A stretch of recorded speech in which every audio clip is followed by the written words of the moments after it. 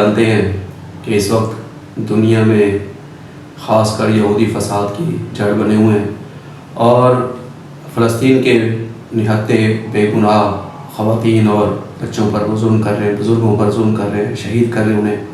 دوسری طرف ہمارے ملک میں کراچی میں آپ کے علم میں ہوگا کہ ایک ناچ گانے کی ڈانس پارٹی ہو رہی تھی، پڑھے لکھے نوجوان لڑکے لڑکیاں اس میں یہ سب کچھ کر رہے ہیں۔ دوسری طرف اسلام آباد میں اس طرح کے ڈانس پروگرام ہو رہے ہیں اور اس وقت موجودہ حکومت، یہ جو پنجاب حکومت ہے، لاہور کے نام سے لاہور میں فیسٹیول کر رہی ہے۔ تو ایک طرف دنیا میں مسلمانوں پر ظلم ہو رہا ہے، کشمیر میں مسلمانوں پر ظلم ہو رہا ہے، فلسطین میں مسلمانوں پر ظلم ہو رہا ہے، اور ہمارے ہاں ہم کس طرف جا رہے ہیں۔ اللہ تبارک و تعالی ہماری حفاظت فرمائے۔ اللہ کے عذاب میں پہلے ہمارا ملک گرا ہے، دوسری طرف یہ لوگ ناچ گانا کر کے اللہ کے عذاب کو اور بھڑکا رہے ہیں۔ آنے والے حالات کے متعلق ڈاکٹر اسرار احمد رحمۃ اللہ علیہ نے جو پیشن گوئیاں فرمائی ہیں، ان پیشن گوئیوں کو ذرا سماعت فرمائیے۔ اسے ہر شے کی قدرت حاصل ہے، لیکن اصل بات جو ہے میں آپ کو بتانا چاہتا ہوں، یہ ہے سائیڈ ایشو۔ اصل ایشو ہے فلسطین کا جو شروع ہونے والا ہے، بھٹی دہکے گی وہاں۔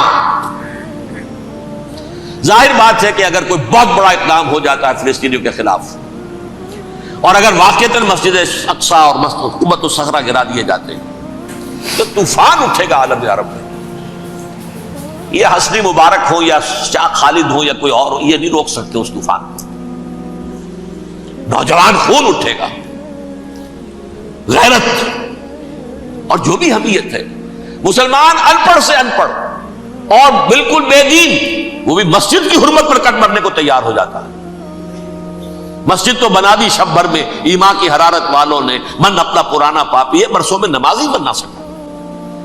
وہ چاہے کانپور کی مسجد سے مسلمانوں نے جانے دی ہے، چاہے وہ شہید گنج کی مسجد تھی مسلمانوں نے جانے دی ہے، چاہے نماز نہ پڑھتے ہو، لیکن یہ جو حرمت اور یہ جو حمیت اور یہ غیرت ہے، اس سے جو طوفان اٹھے گا یہ ہوگا اس ملحمۃ العظما، اس کی طرف پیش رفت ہو رہی ہے۔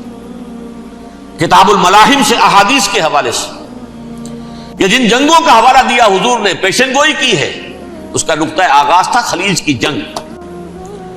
صدام حسین نے اسے کہا تھا یہ مدر آف وارز ہے، ام المحارب، یہ ایک جنگ نہیں ہے۔ اس کا نقشہ بھی حدیث میں موجود ہے، پیشن گوئی موجود تھی، اس وقت بھی ہم نے شائع کی تھی۔ لیکن اس میں جو جنگ اب ہونے والی وہ الملحمۃ العظما۔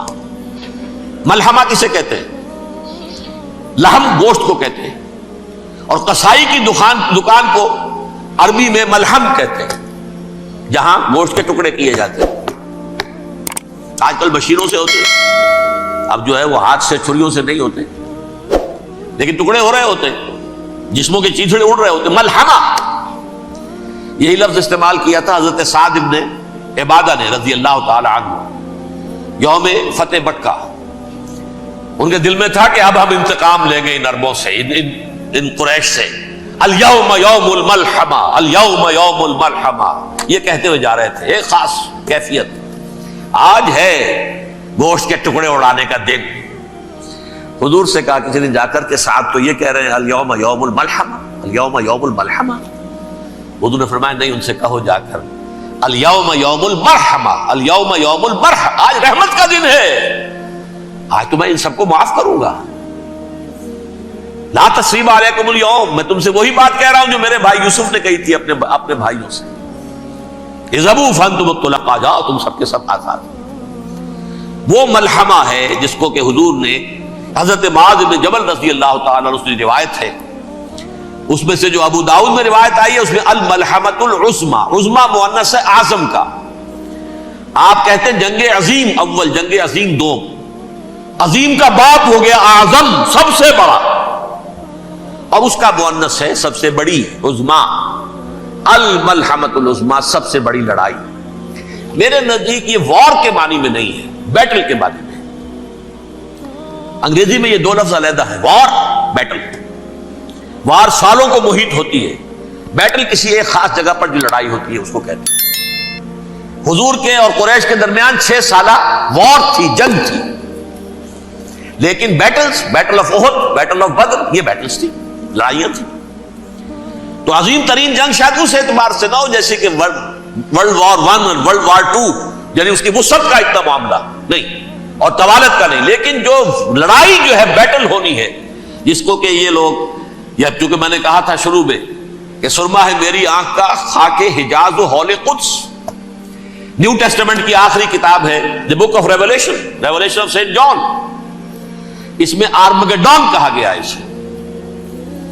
ہر مجدون یہ عبرانی لفظ ہے، ہر کہتے ہیں اونچی جگہ کو، سطح مرتفع، مجدون میگیڈو ایک وادی ہے، مرتفع، وادی مرتفع، یہ ہے واقع لبنان، اسرائیل اور شام کے درمیان جو ٹکڑا، جو ٹرائنگل بنتی ہے، یہ ہے، یہاں پر بڑی جنگ لڑی جائے گی، اور یہ جنگ صلیب ہوگی، جو کہا ہے بش نے، یہ جنگ صلیب۔ سیکنڈ ملینیم شروع ہوئی تھی تو پہلی صلیبی جنگ ہوئی تھی، تھرڈ ملینیم شروع ہوا ہے، یہ سیکنڈ صلیبی جنگ ہے، یہ کروسیڈ ہے۔ اور میں اس مرتبہ امریکہ گیا تھا تو پہلی مرتبہ مجھے وہاں ایک رسالہ ملا ٹرمپٹ نام کا، یہ امریکہ کے جو بہت ایکسٹریمسٹ قسم کے پروٹیسٹنٹس ہیں، یہ ان کا رسالہ ہے، اور ان کے بارے میں اب کہا جا رہا ہے وہ کرسچین زائنسٹ ہیں۔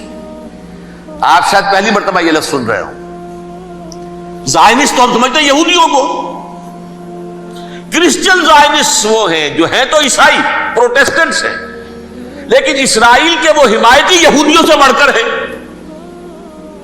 یہ میری کسی پہلی تقریر میں شاید بہت سے حضرات کو یاد آ جائے، میں نے کہا تھا 4 سال پہلے ہمارا تنظیم اسلامی کا ایک کنونشن ہوا تھا ہوسٹن میں، امریکہ کا جنوبی علاقے کا شہر ہے۔